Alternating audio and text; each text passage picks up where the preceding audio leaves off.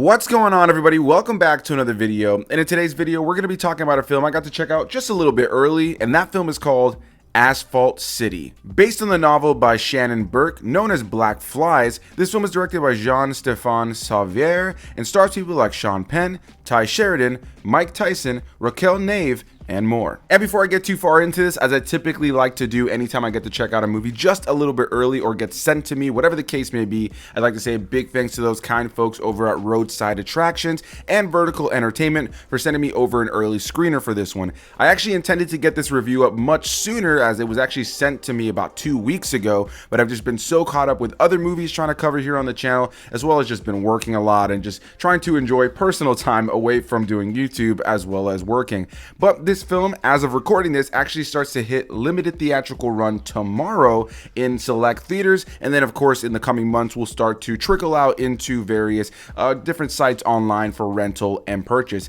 And going into it, I knew nothing about it other than the fact that it starred Sean Penn and Sheridan, which pulled me in immediately. I love both of those actors. I've seen them in countless things that I've been really impressed by both of them. Of course, Sean Penn being the legendary actor of the two of them, who's been in so many movies. I grew up watching Sean Penn in so many things, and Sheridan being one of those newer actors who's been around for a while now that I've seen in tons of things, and he's always impressed me. And then I also saw that Mike Tyson was in this film, and I'll just say now he's fine in the film. He's given a really brief role, and I'll bring him up again in a little bit. But yeah, he's fine in the film, but it was a little surprising to see that Mike Tyson was in this film. And going into it, I didn't know that it was originally based on a novel, like I mentioned, by Shannon Burke, known as Blackflies, which was the original title of this movie. There are posters you can find with that title on it, but they decided to change it to Asphalt City. Not exactly sure why. I don't necessarily, in my opinion, feel like either one of those titles really fits what this movie is. I don't know anything about the novel though. So with all that said though, let's get into my thoughts on the movie, but first let's talk on what this movie is all about.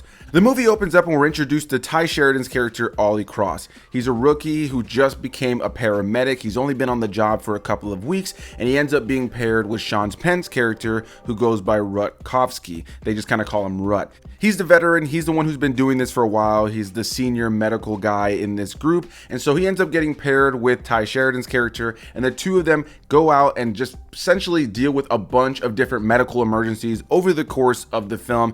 And I'll start this off by genuinely saying that that's really what this movie is all about.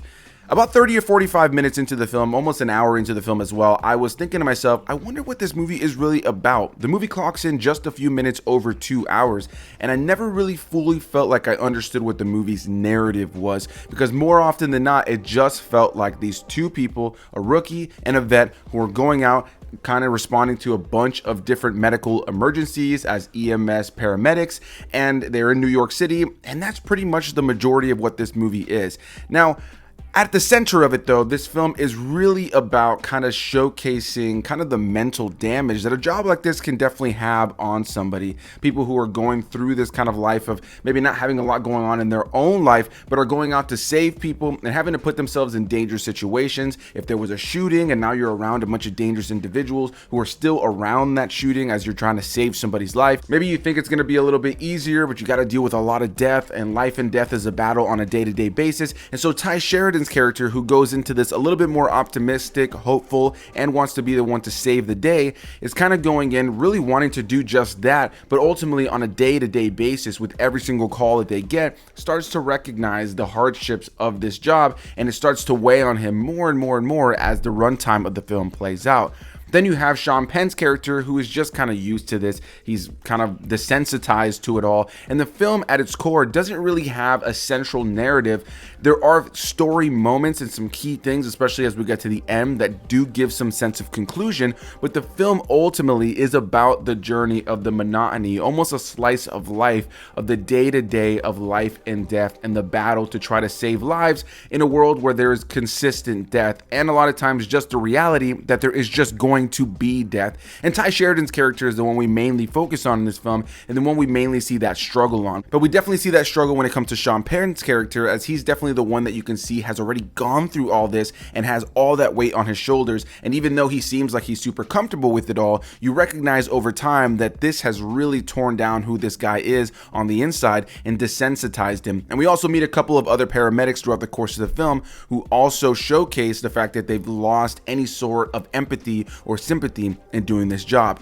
Now, I know people who are paramedics. I've met many paramedics, and I don't necessarily know that this film fully depicts exactly what the experience is like for everyone. But I'll just drop in here really quickly that if you are watching this and you saw this movie, if you are a paramedic, leave a comment down below and kind of, if you can, just share a little bit of your experience. Do you think that this film made it a little bit too dark, or do you think that this film definitely highlights the reality of it? I think it's probably going to be somewhere in the middle, right? I think that there's probably days where you go and the situations that you deal with aren't the worst. You're able to help people. You're able to kind of save the day, so to speak. And then there are other times where it's just bleak, dark, scary, and you kind of maybe go home and are sitting in the shower and just wondering, what is my job? What is my life? And ultimately at the end of it, as you can kind of tell with this review, I ultimately don't fully know what to talk about when it comes to this movie, because there was no real story. There are things we learn about our characters. There's a small romance that's kind of interjected in here with Ty Sheridan's character, but it's never really focused on. We learn that Sean Penn's character had an ex-wife, as well as having a daughter, and there's kind of a struggle there,